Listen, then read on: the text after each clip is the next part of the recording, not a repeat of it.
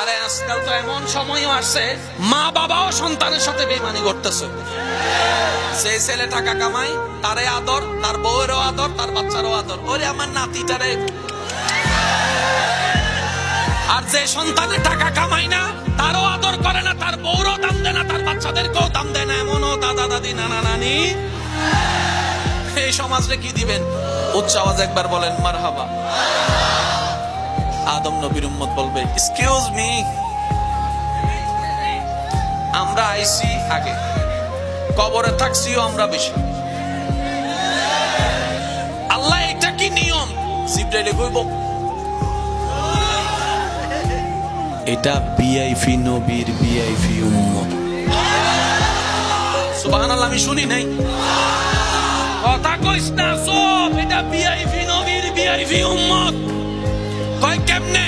কয় তোর নাম কি? কয় আব্দুল্লাহ। কয় তোর নাম কি? কয় আব্দুর রহিম। কয় তোর নাম কি? কয় আব্দুল মালিক। কয় এটা কেডা জানোস নি?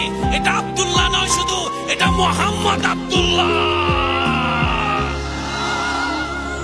দুই পয়সার দাম আমাদের কারো দাম, শুধু নবীর উম্মত হওয়ার কারণে হাসরের ময়দানও।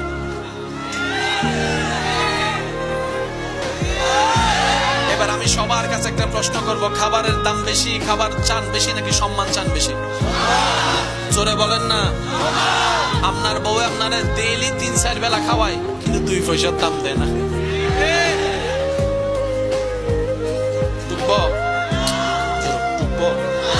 আর সম্মান দিয়ে যদি একটু তেঁতুলের আচারও দেয়, কথা কয় না, কথা কয় না।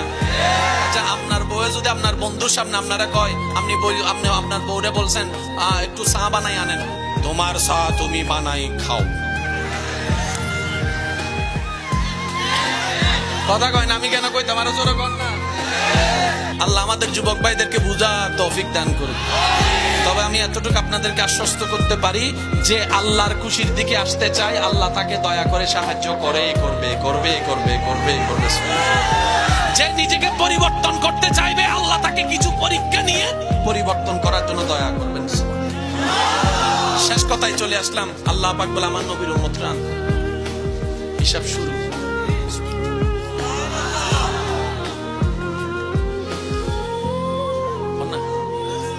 গুনা গুনা বাম সাইডে কি, ডান সাইডে কি? ফলটা বাড়ি হয়ে গেছে।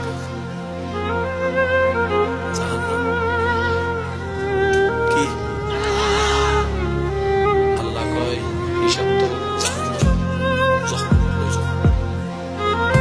সে যেতে যেতে বলবো আল্লাহ দয়া করো, আল্লাহ দয়া করো, আল্লাহ দয়া করো, আল্লাহ দয়া করো, আল্লাহ দয়া করো।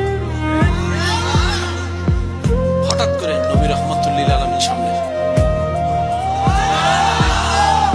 বুঝবেন, নবীর হাদিস অনুযায়ী নবীকে হাসরের ময়দানে 3 জায়গায় পাওয়া যাবে, নবী বলেছেন।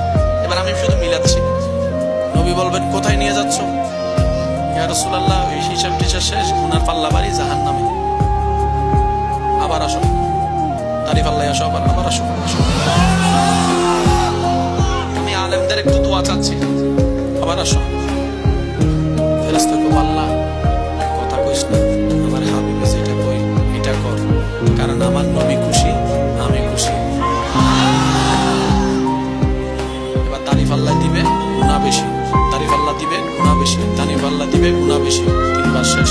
এবার নবী একটা কাগজ নিয়ে নেকির পাল্লায় রাখবে, সাথে সাথে নেকির পাল্লা ভারী হয়ে যাবে। ফেরেশতা কই, আল্লাহ